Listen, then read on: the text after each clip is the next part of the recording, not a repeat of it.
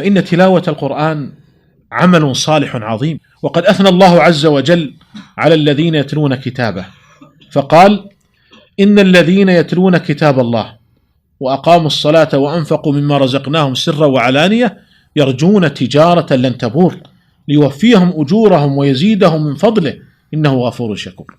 فذكر الله تعالى من أول صفاتهم أنهم يتلون كتاب الله، وقال جل وعلا: وما تكون في شأن وما تتلو منه من قرآن ولا تعملون من عمل إلا كنا عليكم شهودا إذ تفيضون فيه. مع أن تلاوة القرآن داخلة في الشأن، لكن الله أفردها بالذكر لعظيم شأنها.